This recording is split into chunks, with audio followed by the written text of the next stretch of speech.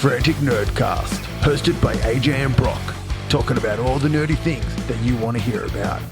Let's get into it.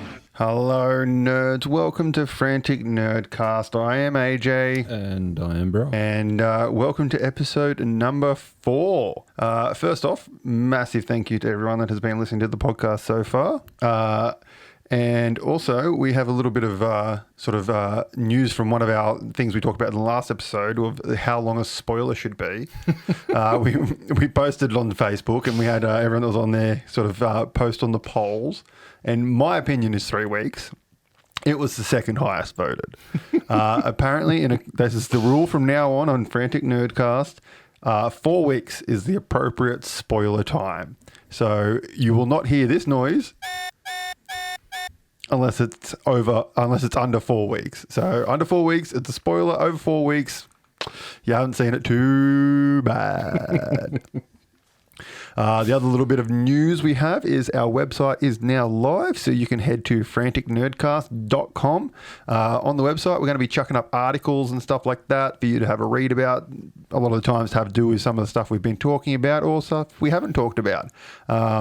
They'll be put up there every now and then. There's a couple on there at the moment. If you want to get in contact with us, there's a contact page. That website will get a lot better once we put a little bit of effort into it. Exactly. My writing skills are definitely lacking. So we'll throw it up. We'll have some fun. That's the intent behind this and everything that we're doing, just to have some fun. So come along the journey with us. All right, so before we jump into anything, one of the big pieces of news that has come into the nerd world is one Mr. Jonathan Majors. He has been found guilty of some of the lesser charges that he was up against. So the big ones got spat out of court, and the lesser charges he was found guilty on, which has forced Marvel to boot his ass. Yep, out he goes. He's gone, which means he will no longer be playing Kang. Now, rumors are running rife on the internet. The nerds have gone up in arms. What's going to happen? Oh, my God. And I suppose that's where it is. It's going to be rumors. It's going to be hearsay. It's going to be what people want, what people don't want, until Marvel actually come through and say, hey, this is what we're doing. Yeah, pretty much. So some of the rumors I've heard, I don't know about you, but some of the rumors I've heard are they're completely shelving Kang, and Kang's Dynasty is going to be called Avengers 5. Doom's going to be the big baddie. I've seen that. Which yeah. I think everyone is just wishful hoping that they want Doom, but it's not going to happen, guys. They've put too much investment in the multiverse with Kang. It's going to be Kang. I just think they're going to recast him.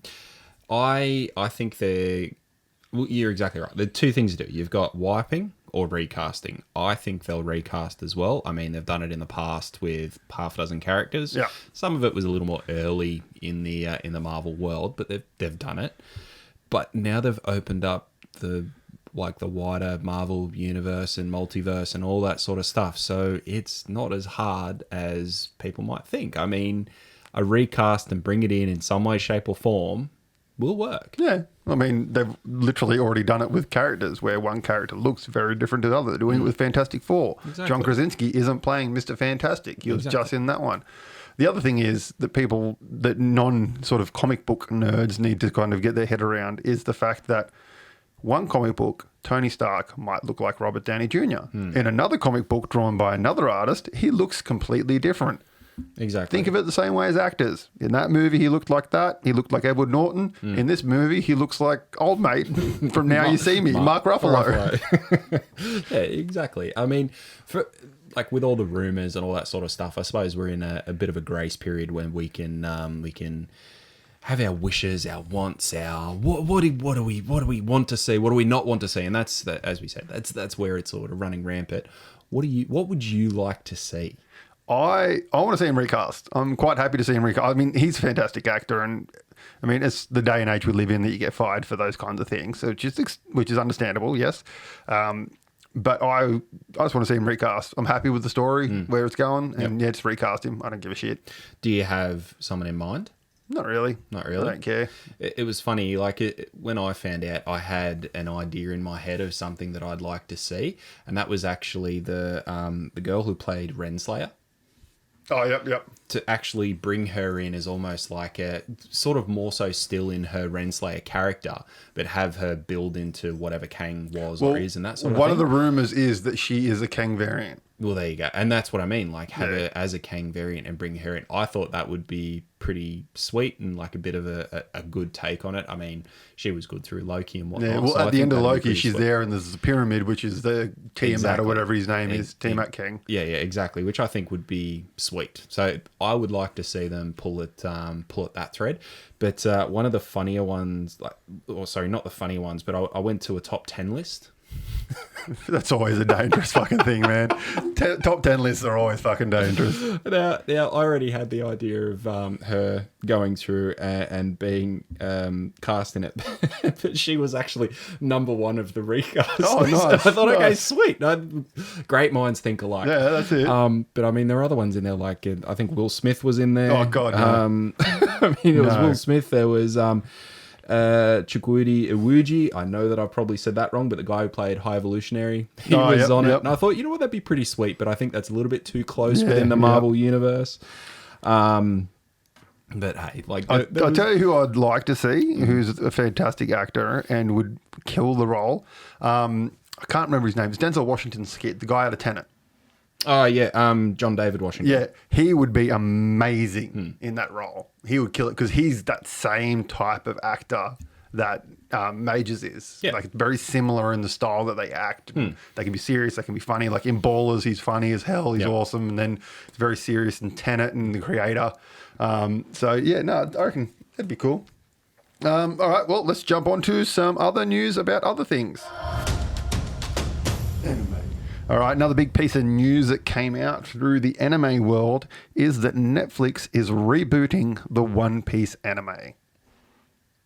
So the main thing that I've did a little bit of research in it because at first I was like, what the fuck? Like, they haven't even finished the real anime, like the main one. That was sort of where my mind went to. I was like, I haven't watched heaps of One Piece. I sort of picked up in oh God, I reckon I started watching it in 2022. And I know anime drags, but I mean, this was just next level of just dragging a plot point out and dragging something out. I mean, the episodes they've either just cracked 1,000 or a bit over 1,000. I think they're over 1,000 now, yeah. Yeah, and it's still going. I don't know in relation to progress or anything along those lines. I mean, obviously the end goal is the One Piece, which won't happen for a period of time, but to reboot is interesting.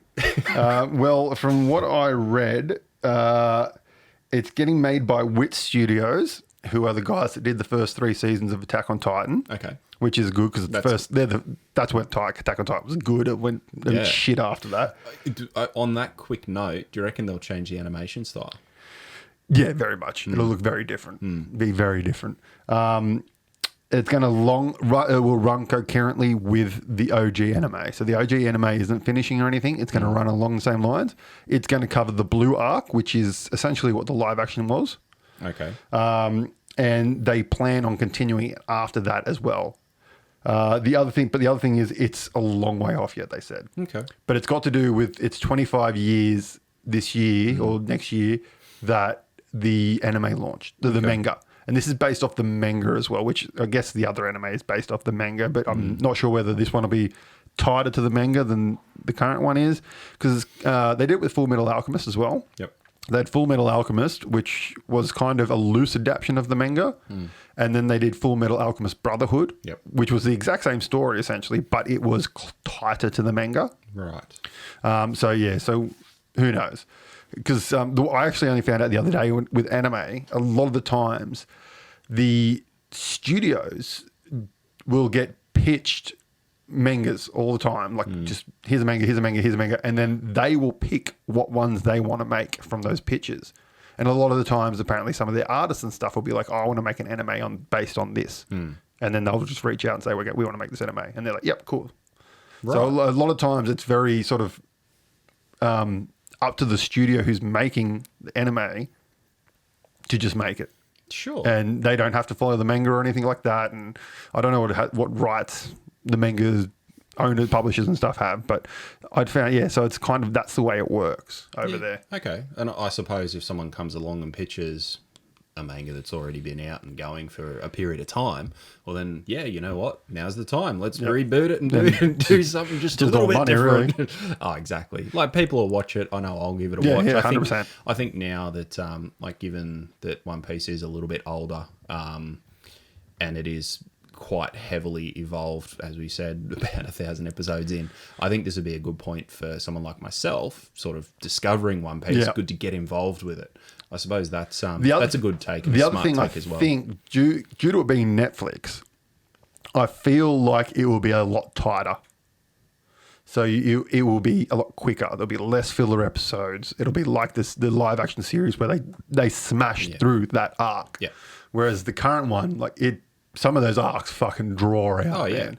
I mean, hence why there's over 1,000 episodes. Your first 100 episodes probably captured in 2.5 of the new one. Yeah, it's just a lot quicker and there's a lot less draw. So I think it'll be a good thing, and it'll be good for people like you that haven't watched it, where they can just jump on board and watch those animes instead of oh shit, there's 1,000 animes. I don't want to watch that. Yeah. I don't have that commitment. Sort of thing. The only reason I started watching it was due to COVID, where I was stuck inside and so I was working from home. So I set the TV next to me and just played through episodes whilst I was working. That's the only way I caught up. The only way, otherwise I couldn't catch up. And in all honesty, there was one arc, I can't remember which arc it was, where I'm just went on Wikipedia and what happened in that episode. Yep. I don't need to watch those next 16 episodes. Fucking skip. Yeah. Yeah, exactly right. I mean, the beauty of technology these days, someone's already watched it all, analysed it all, and they'll be able to give you the hit points. Pretty much. Alrighty. Alrighty, let's get some trailer talk happening. So we got 2 trailers to speak about today in this episode. Which one you want to start with? Let's start off with If. All right, If, a new trailer from John Krasinski, starring Ryan Reynolds. Anything Ryan Reynolds touches is gold. Yes, 100%. It looks like it's Ryan Reynolds being Ryan Reynolds. He's not really character actor. He just is Ryan Reynolds in everything he does, and it works. It's fantastic. Exactly. I mean, he knows what he can do. He knows what people like, so he just goes straight into it. Yeah, and it is a little more directed at a younger audience. I don't think it is. I get that feeling. It instantly reminded me of Drop Dead Fred. Right. Just with the imaginary friends and just that adult. It's the kind of, how do I put it? It's the... See, when I say younger audience, though, I mean like a young adult, new teen type, or like that sort of era. Because, I mean, it's one of those things where you could take quite young kids to it. They're going to watch, not 100%. Understand, because there's colourful things happening on the screen, like the fluffy animals and whatnot, like the imaginary friends. But then you'll get, as kids are a little bit older, like that early teen to late teen, they sort of start to pick up on some of the nuanced, bloody, offhanded comments and stuff, which will be riddled throughout. Oh, yeah, and there'll be plenty of jokes for the adults, kind of like Pixar movies. Exactly. It looks like a live-action Pixar. Yeah, it does. Like I said, I got that feeling of Drop Dead Fred, where it's kind of that... not nostalgia in the terms of what it's used for these days with like Star Wars and all that kind of stuff, but more nostalgia in the fact of, it's showing you that childhood, but through the lens of an adult kind of thing, and giving you those feelings of how you felt as a kid, as an adult. See, my take on it, and it'd be interesting to see how the movie plays out, but I think they touch on they're trying to save the imaginary friends and whatnot. I think that's just a sort of an ode to the way that our... people these days are moving. They're so, kids and whatnot are so drawn in by technology and screens. I mean, as adults are as well. But I mean, back in the day, it was your imaginary friends that you hung out with. So I think it was that. It's an ode to that. It's look where we are. Let's bring the kids back into it and sort of expose them to the imagination. Yeah. And I mean, it's going to be an amazing, the CGI in it looks really good. Astounding. It looks so good. And then the cast: Ryan Reynolds, John Krasinski, Phoebe Waller-Bridge, Emily Blunt, Matt Damon, Jon Stewart, Sam Rockwell, Awkwafina, Steve Carell, and a whole nother list of them. It's mental how many people are in that freaking movie. John Krasinski's gone, all right, who are mine and Emily's favorite, famous friends? Want to be in a movie? Want to do a voice in a movie? Want to do a voice in a movie? Take your 2 days worth of work. Pretty much.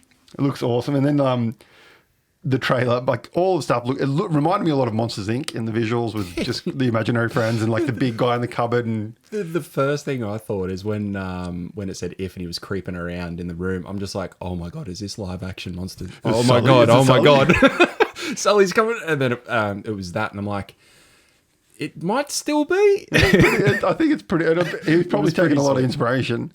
Always watching Wachowski. Yeah. Always watching. Yeah, exactly. And my favorite part of the trailer, like all of it's beautiful, like the part where he trips over the invisible person, tells a banana to put pants on. Yep. All that cool stuff. And like the whole way through, I just got the feels instantly just from that trailer. So I imagine I'm probably going to cry in the movie because I always do. But the marshmallow at the end on fire. Yes. And his eyes just... And they're like, just don't look at it. Just don't look at his eye. Which eye? And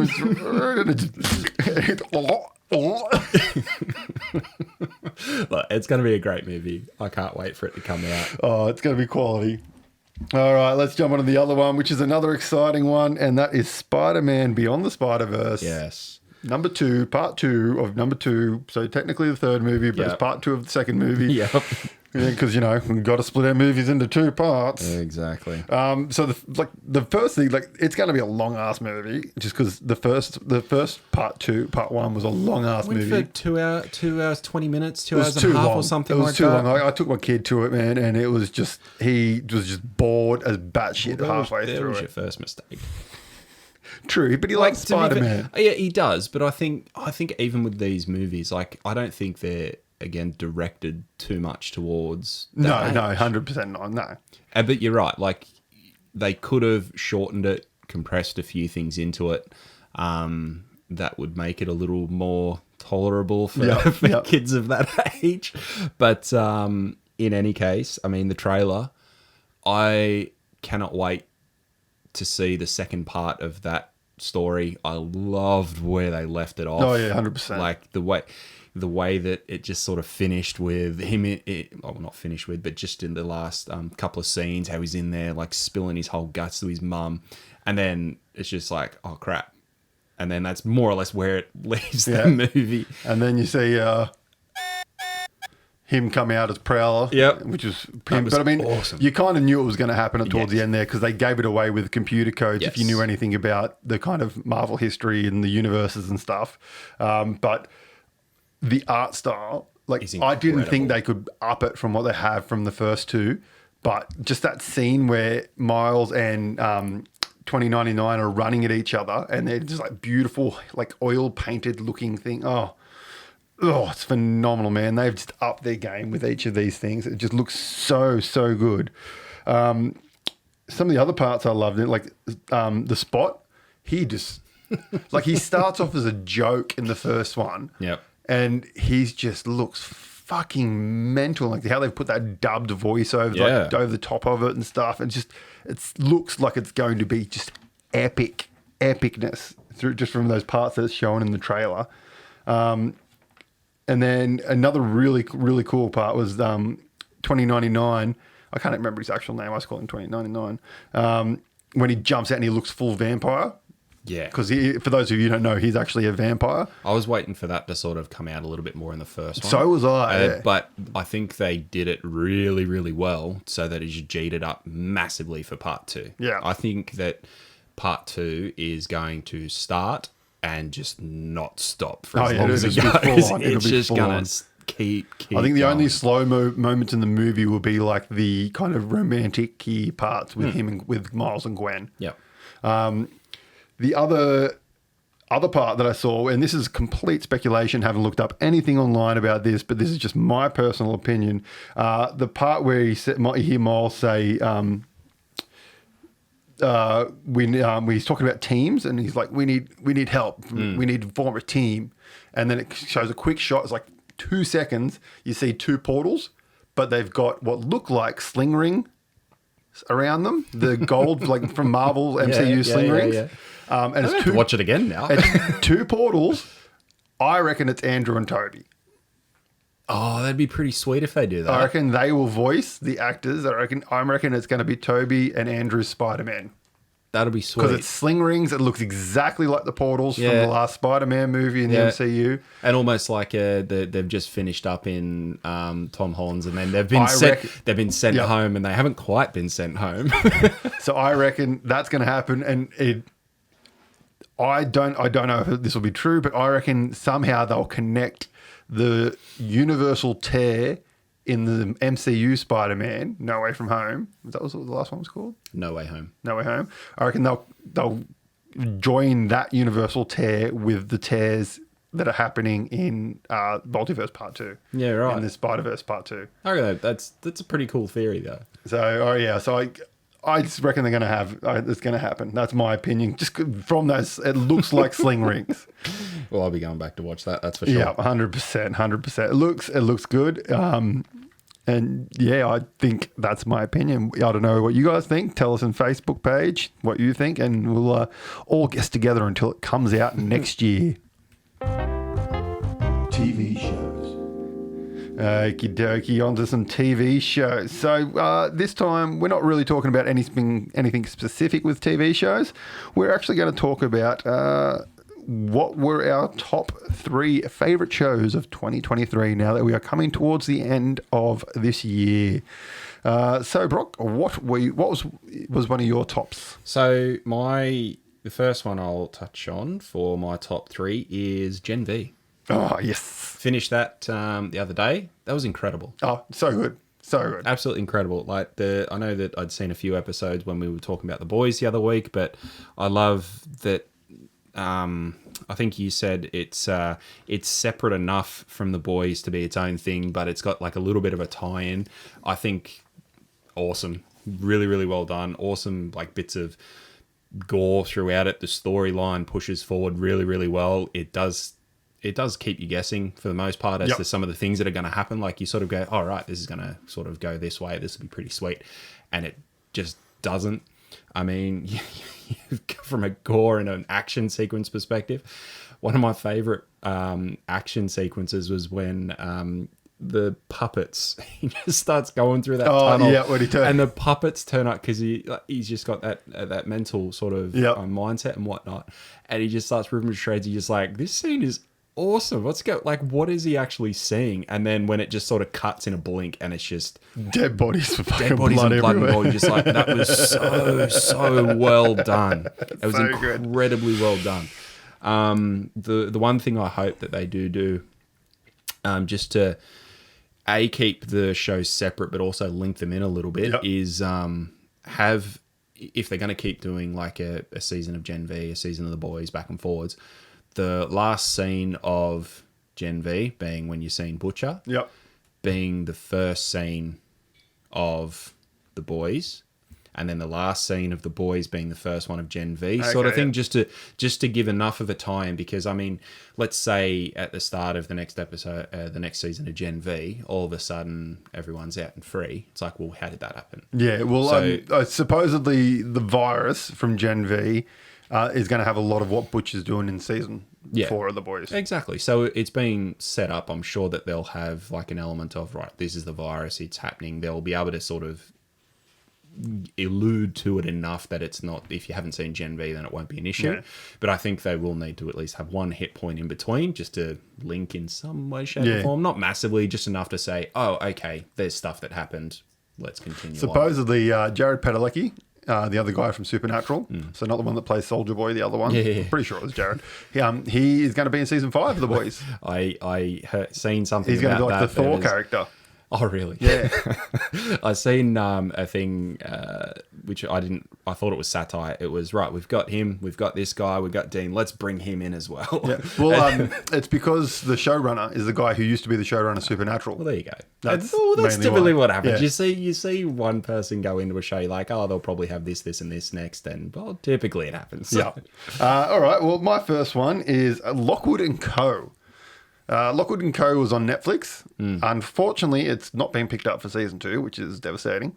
It's based on a young adult novel, and pretty much it's based on this young kid who runs they're like detectives, but they deal in supernatural, like ghosts and stuff like that. So when you're young in this world. It's like an alternate version of Earth where ghosts are prominent.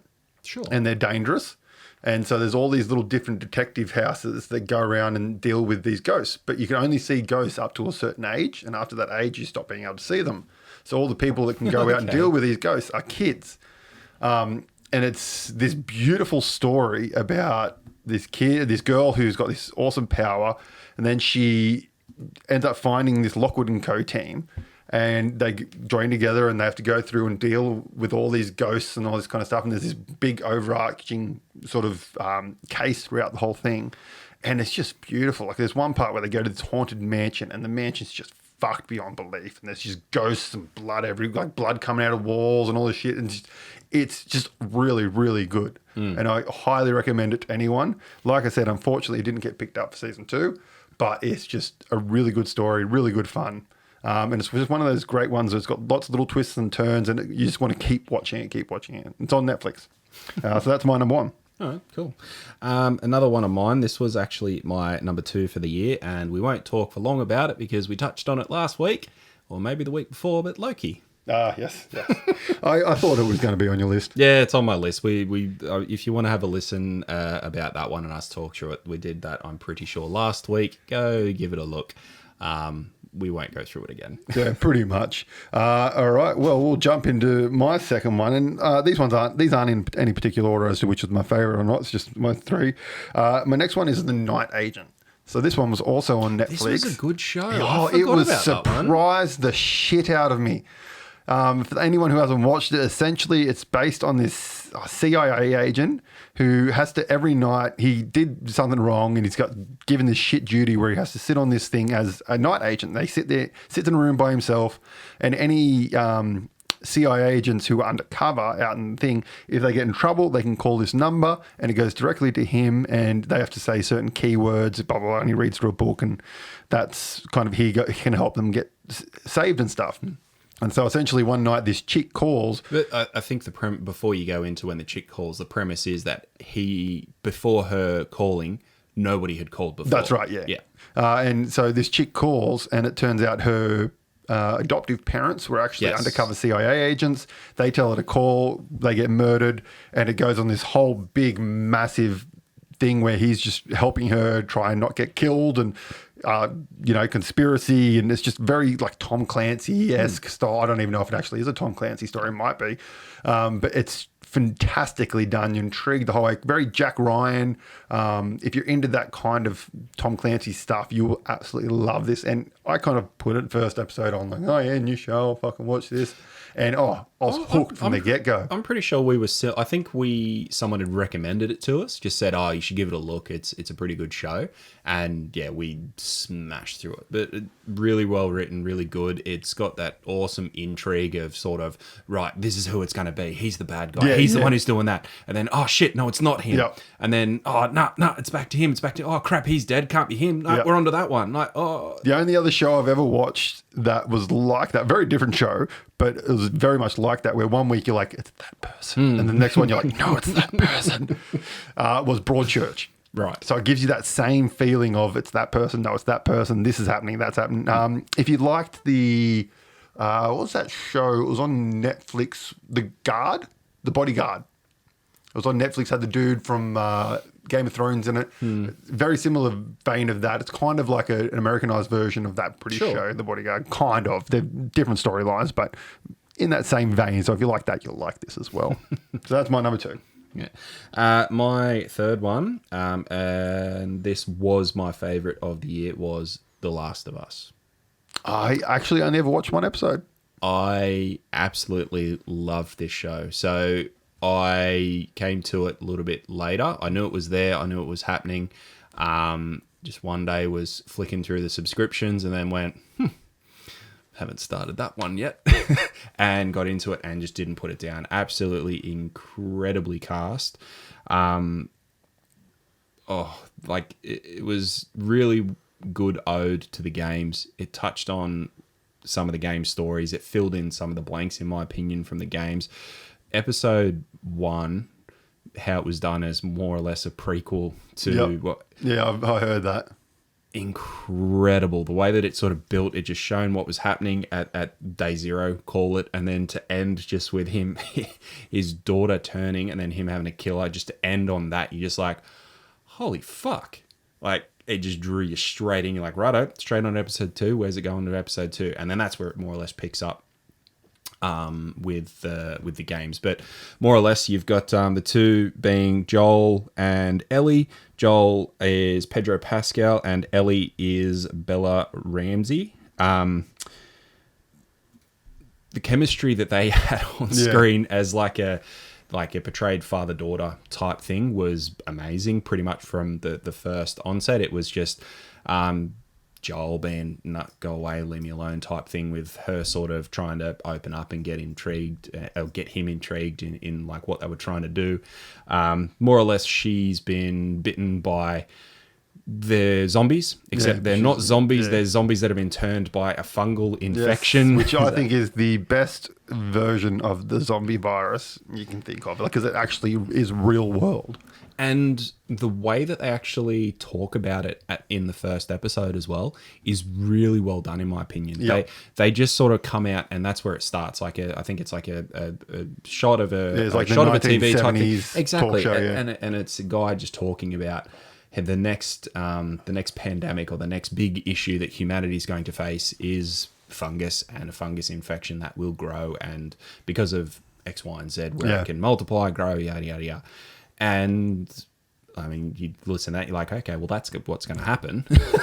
and the way that it happens and occurs, it's so good. So good. Highly recommend for anyone who hasn't watched it to go and watch it. Yes. Alrighty. My last one is a show which I know not many people have heard of, but it is fucking amazing. And that's Miss Davies.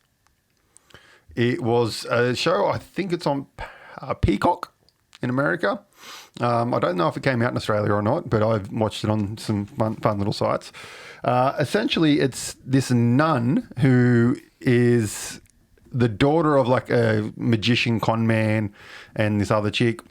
And essentially, the world has been taken over by an AI, but it's like a Siri AI that was invented, and this Siri thing, everyone uses it, and she doesn't use it. She refuses to use it.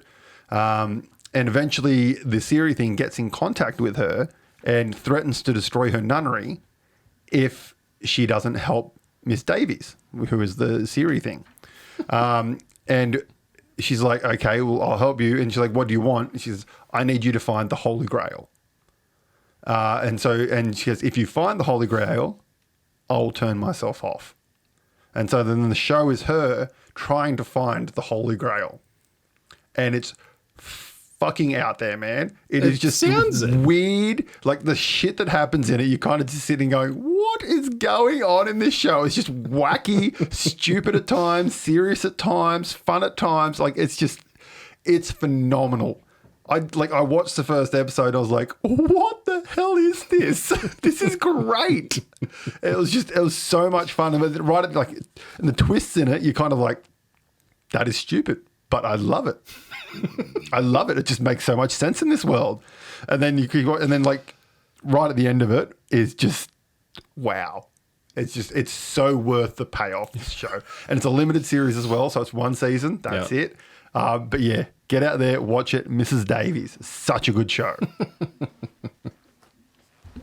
Your last one? No, that was my three. That was your last one. Yep, all right. Yep. Okay. Well, we're just going to jump into more TV shows. So our most anticipated for 2024. Mm-hmm. All right. Well, I'll start with some of my most anticipated for 2024. We've talked about it, so I'm not going to talk too much into it. Avatar, Netflix. That's my number one. Yeah, can't fucking wait for that show. I knew that was going to be on both of our lists. It's going to be so good. I cannot wait. All right, well, I'll jump onto my next one. The Gentleman. This is a TV adaptation of Guy Ritchie's movie, The Gentleman, the one with Matthew McConaughey. That's got a pretty good cast in it. Yeah, the movie was phenomenal. I don't know who's in the TV show, but as soon as Guy Ritchie and like a continuation from the movie. So Guy Ritchie's actually... I don't know if I think he wrote it or he's producer on it or whatever, but it's a continuation from the movie, and I'm all in because that movie was fucking phenomenal. I actually haven't seen the movie. Oh, it is such a good movie. Like, the cast is ridiculous, as most of Guy Ritchie's movies are. But the show just looks awesome, and I can't wait. Very, very interested in it, and I think it's going to be good. I have no idea what it's about. I think a dude inherits his family's farm. It's full of mull, and it used to be a mull business, and pot, as you Americans call it, whatever, marijuana. Yeah, so it just looks really good, and I'm into it. Up to you, mate. Sweet. I think this one for me is going to be pretty quick to get through mine because we've already spoken about both of the other two. Oh, okay, yep. But my other one is Echo. I'm actually I'm super, super keen for this.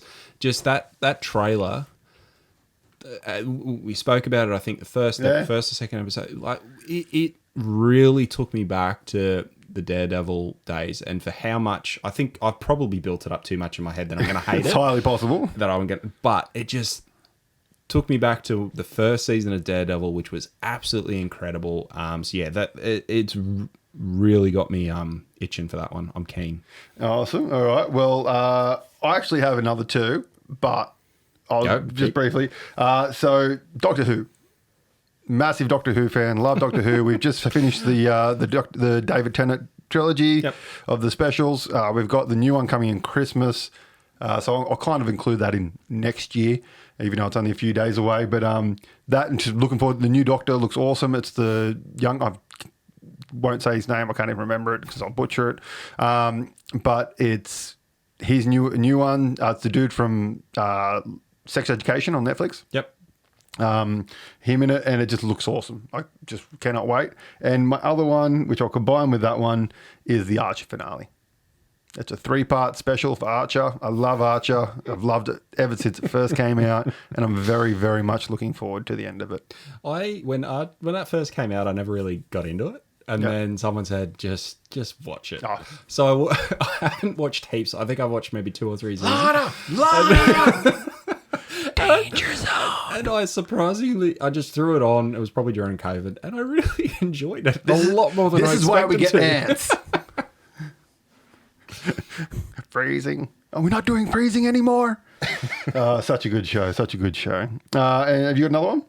My other one was Fallout, which again we spoke about the other week. So okay. It's pretty keen for that. Awesome. All right, so on to movies. So we're going to do the same thing with movies, guys. If you don't like it, too bad. So top 3 movies of 2023. Since yours were very short in the last one, we'll let you start, mate. All right. Extraction number 2. Isn't that out? No, we're doing the ones for this year. Oh, for this year. Sorry, yeah, that's right, yeah. I'm like, hang on, what have I done? I didn't watch this one. Didn't you? No. So the first one was amazing. The second one, I watched it pretty shortly after it came out. It picked up. It probably didn't have as strong as a story as number 1 did. The first one didn't really have much of a story. I thought it had enough of a story to sort of keep the action sort of driving through rather than it turning into what John Wick 4 is now, where someone picks up a gun at the start and just keeps shooting the whole time. That's fucking blasphemy. How dare you take that back? You need to have a bit of story in there. Take that back. You do not. You just need Donnie Yang. Anywho. Extraction number 2, it had one of my favorite action sequences in it. It was one that picked up, had a whole bunch of hand-to-hand combat as well as extended combat, and it went for a good period towards the start of the movie.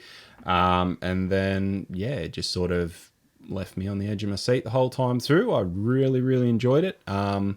As I said, doesn't have much story compared to the first one, and I'd say when they bring out a third one, it'll have pretty much no story. Yep, probably. But no, worth a watch. I really, really enjoyed it. Awesome. All right, my number 3 is a Netflix movie, which I only actually watched just this weekend past. I saw the trailer for it when the trailer was out.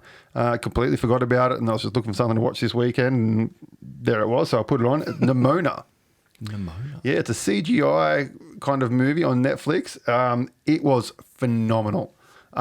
It's based on like an Arthurian style knights set in a future world. So there's like flying cars and stuff, but everyone wears knight's armor and like those style of clothing and stuff. They fight with swords. Essentially, there's this peasant guy who's been raised up and he's about to become a knight. And he goes out and when he's getting knighted, the queen gets killed. Everyone blames him and thinks he done it. So he does the runner. And then there's this girl who can shapeshift. And she just wants to be a villain. So she's like, oh, this dude's a villain. So she goes like, I want to be your sidekick. And all she wants to do is just fucking break stuff and just destroy things. It's phenomenal, man. It's awesome. And yeah, so it's just like him trying to clear his name and her just wanting to fucking be reckless and stuff. But there's like beautiful heart and it's like very like Pixar-y style. Like there's just beautiful moments and make you feel and just satisfying ending and all that kind of stuff. And at the end, it's one of those movies at the end, you're like, that was really good. I'll definitely watch that again. Chloe Grace Moretz does the voice of the girl, and I can't remember his name. He's in lots of stuff. A British dude. He's also a rapper. But yeah, so that's one of my favorite movies now. Oh, very good. Yeah, on to you. Now, my other one is Spider-Man. Yeah, that's mine. That's on my list too, Spider-Verse. So incredible. I mean, I loved Spider-Man or Spider-Verse? Spider-Verse. Into the Spider-Verse. Yes, yeah, that's mine, Yeah. It was just amazing. I mean, the opening scene, it gave like a little bit of a different twist to actually get Gwen and sort of do her introduction and whatnot. Rather, I thought that was awesome. All right, let's do this one more time. But let's do it a little bit different. Yeah. Like that was all. I'm like, okay, cool. And then because it was the same but different enough to just really draw you in, and just watching the artistry behind what she is saying and how it comes through with the colors and everything. That was absolutely incredible. One of my favorite parts of that movie, just her emotions dictating the color of her world and stuff. Amazing. I mean, just the way that I think it was towards the end of that opening scene where she's there talking with her father. Yeah. And you just see how withdrawn she is from everything just through the color. And then the way that she sort of turns and just runs over to her dad, and the way that the color just starts to come back into this, it was just like it's giving me chills just talking about it. Thinking about it was absolutely incredible. And the vulture, when he's like Da Vinci vulture, and it's that like was the awesome. Da Vinci style drawings and stuff. Yeah. It was absolutely incredible. And I think that the artistry behind everything there was absolutely incredible and just really drew you through that whole movie. 100%. And it was just all the little Easter eggs in it, just making you like, just pleasing that inner nerd. Exactly. It was beautiful. Like the big chase scene up the spaceship rocket thing that they're all climbing up with all the different spiders chasing them. When they're walking through that world, and you see all those different Spider-Man, the Spider Buggy, like fucking Scarlet Spider. And it was great. It was a fantastic thing. That's on my list as well. My other one is the D&D movie, Dungeons and Dragons. That was great. I was so pleasantly surprised by that movie. Like, I love D&D. It's good fun to play. I've watched the other two D&D movies, and fuck, they are atrocious. I've got them on DVD. They are atrocious movies. But that movie was so well done. Like, even if you didn't have the D&D tag on that movie, it still would have been a great fantasy film. Yeah. But all the little things of D&D in it that I loved, like old mate from Bridgerton, the one who's the paladin, he comes in and he just acts like an NPC would act in a game that you're playing of D&D. He just turns up, he's super powerful, helps you out, and then he just fucks off. Like he just walks over the rock, over the top of it, just keeps walking like the GM's kind of like, and he just walks away. Like, doesn't dictate anything else, just walks away. Exactly. And then just like the little Easter eggs, like at the end when they're in the Colosseum and they're about to go in, they look over and there's the other team. The other team is the original like 1980s D&D cartoon characters, and they're dressed exactly the same as the cartoon characters, which I loved that. And then just all those other little things. The special effects were awesome. The changeling chick, when she's running away and does all those different little changes and stuff, that's phenomenal. The Red Witch chick, she's fucking awesome. Like, I'm not that big into D&D. I knew a lot of the references, but it was just phenomenal. It was just great, funny, heartwarming, great action scenes, just good fun all around. Yeah, it was. It was unapologetically fun movie. Yeah, 100%. All right, on to our most anticipated for 2024.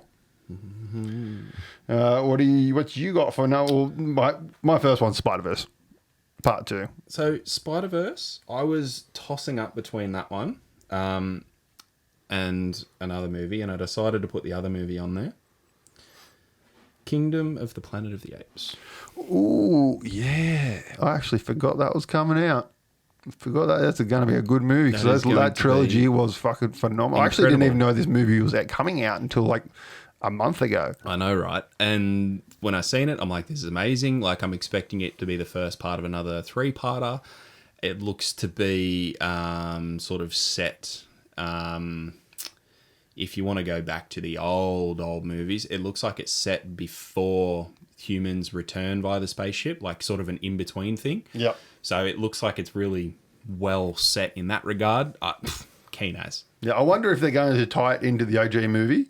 And so like the OGs are continuity, or I think it's going to create a new continuity. I don't know if it'll be continuity, but it definitely feels like it'll have some similar things that occur. Yeah. So I think that maybe the end of this arc might be when the humans come back or something like that, and that'll set up another trilogy, mate. Well, maybe something like that. God, it's been a long time since I've watched the originals, but Caesar, he wasn't in the originals, was he? He was talked about. No, I think he was in them towards the end, but he was actually one of the. Oh no, like not the newer ones, like the OG movie. Yeah, that's what I'm talking about. I think he was in it, but I think he was actually one of like the sons of the main. Like the sons of the second series or second round or something like that, I think. And again, I haven't watched them in a very long time. Yeah, it's been a long time. I think the last one I watched was Beneath the Planet of the Apes, which was phenomenal. And it just ends with the explosion of the nuke and destroys the entire Earth. Yeah. Great shit that one was. Yeah, well, so my first one was Spider-Verse, as I said. Yep. My next one that I'm looking forward to is Dune 2. Now, we talked about this last week with the trailer. I love Dune. It looks phenomenal, and I just cannot wait for this movie. I just think it's going to be fucking killer. But yeah, that's my next one with these. My next one is actually Joker, Folie à Deux. I'm keen for that. Which one's that? Joker, Folie à Deux, the new Joker movie. Oh, is that coming out next year, is it? Yeah. Oh, okay. I'm very interested. I wouldn't put it in my top list, but I am interested to see what Lady Gaga does as Harley Quinn. See, I absolutely loved the first one. Oh, so did I. It was a great movie. It was a really, really good. One thing that has been said to me a few times, my cousin reminds me quite a lot, is that you could have called it anything. It didn't need to be called Joker. Pretty much, yeah. But having the Joker tie just gave it more oomph, so to speak. But irregardless, an absolutely incredible movie. And yeah, I'm really, really interested to see how... It's a musical too. I know. And so it's going to be interesting. I like musicals, so... Yeah. I'm very, very intrigued. Very, very keen. All right, my last one is Deadpool 3. And it might be mine as well. Yeah, it's like you got our Aussie coming back. He's Logan's back, baby. Schnitty. It's going to be awesome. Like, I don't know the plot points, but I'm guessing it's going to do multiverse. You got the time device at the end of the second one. Yep. He's going to be jumping all around. I'm going to try and avoid seeing as much as possible. Yeah. I know that won't happen. Well, now you do a podcast where we talk about nerdy stuff, so you kind of have to. Exactly. So I know that at some point in time, the trailer's going to come out and we're going to be talking about it. Pretty much. And we're going to be talking about everything in between as well. So that will go out the window quite quickly, but I'll still try for as long as I can. But no, I'm super, super keen for this one. It's, again, even the set photos where Wolverine in his OG costume, he's even got the little metal things on his knuckles where his claws come out. Oh, it looks so perfect good. Example. I'm going to try avoid seeing everything. Of course I've fucking seen that. Looks so good. Cannot wait, baby. Cannot wait. All right. So keeping on movies, we're going to stop talking about dreams and we're going to talk about an old movie here now. This is a movie we've mentioned a couple of times in previous podcasts. Dredd. The Judge Dredd film. Not the Stallone one. This one's the Carl Urban one. So Carl Urban as Judge Dredd. So a quick plot point of what happens in it, if you have not seen it. Dredd is driving around. He gets a new rookie named Cassandra who can, like, she's a telepath. She can read minds. They get called to a slum tower run by a drug dealer called Mama, who is played by, what's her name? Oh, Cersei from... Yeah, old love from Game of Thrones and Game the of Terminator Thrones. movie, Just gone blank on TV her show. Lena Headey. She sells a drug called slow-mo, which when you take it, everything slows down. And then the tower goes into lockdown when Dredd's in there, and then pretty much Dredd just fucks up a lot of people. Pretty much. The movie is bloodthirsty. It's out there. It is fucking phenomenal. It is just a movie that is unapologetic as to what it is, which is a pure gore Yeah. action. Now, have you read any of the comics? I haven't read any of the comics. I was actually going to put that pretty high on the list to go back and read, or to go and read. But no, I haven't started yet. So the comics are very twisted metal-esque style, grungy art style, very 80s, a lot of them, because, you know, that's when a lot of them came out, 80s and 90s. Yep. Done by a Pommy artist, can't remember, don't know his name. I've read a whole heap of them, and they are great, man. Like, they're very much like that movie. Even the writer of the comic came out and said Carl Urban was great. It's phenomenal. Loved him. He's great, isn't he? I don't know if the movie followed any particular comic. A lot of people have compared it to the Raid movie that came out movies came out about 3 weeks apart. But going off the director and the and Carl Urban, they said there's no way any plagiarism would have happened from either party because of the filming schedules when they filmed and stuff like that. Like, sure. There's no way it could have happened. It's just happenstance they came out at the same time, got compared to each other.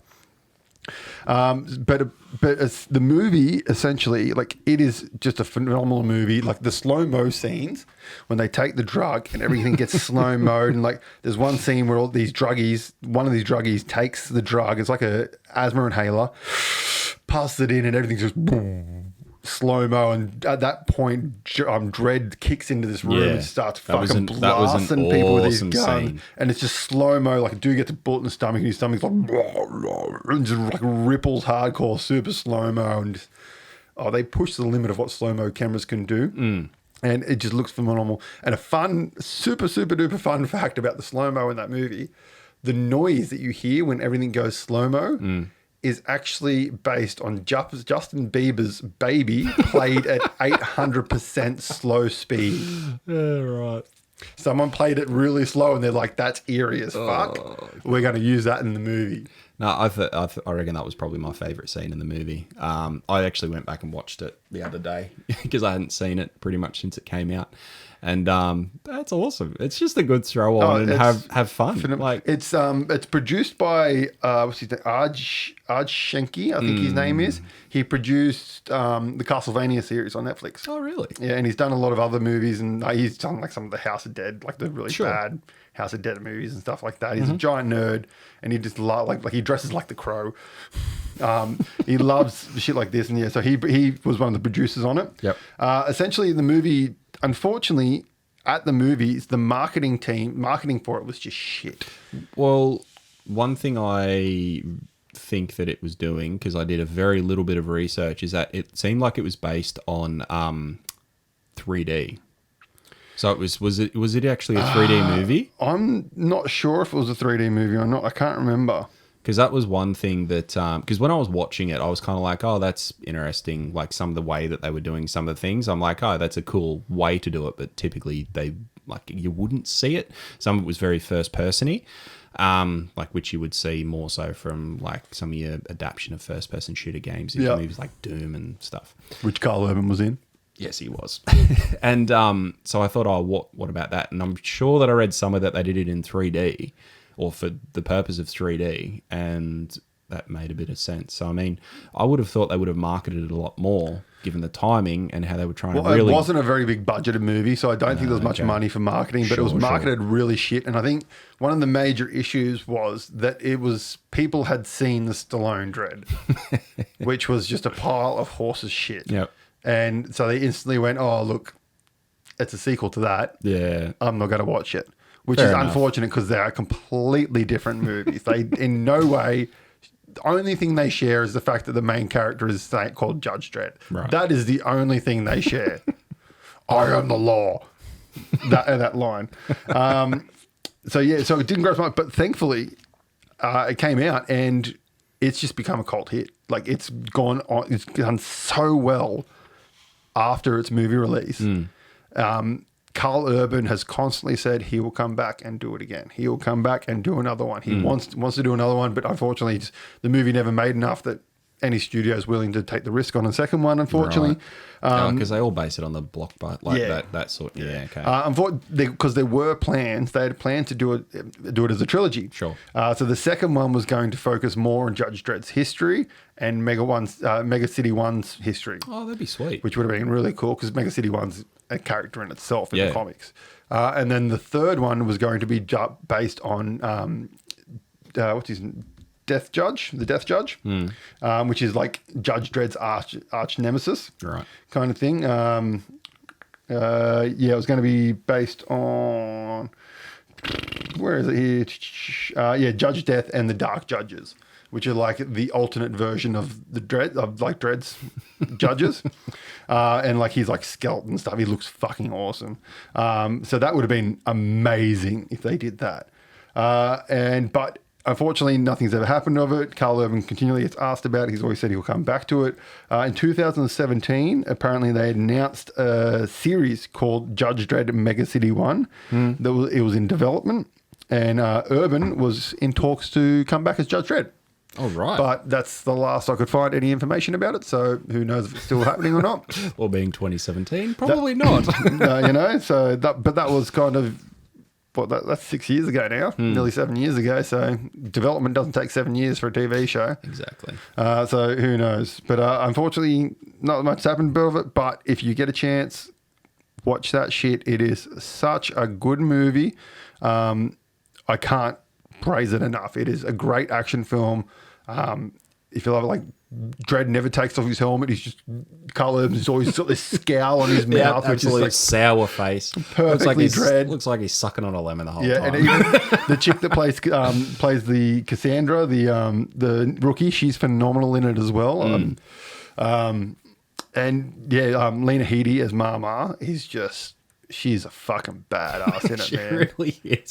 Such a badass. I found that all the actors in it, they were given a thing to do. You need to go do this, and they just hit the nail on the fucking head. They did it perfectly. They hit their mandate, and it came across onto the screen really, really well. Yeah. So it's just phenomenal. Lots of cool scenes.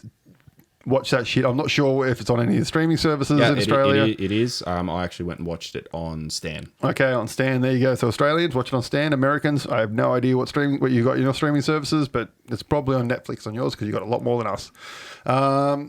That's about it for what we've got. There's one last little piece of news that popped up the other day for me, and I just wanted to quickly chuck it out there, and I'm very excited about it, and that is that Amazon Prime have officially signed the deal to make the Warhammer 40,000 universe. Henry Cavill is producing the entire thing.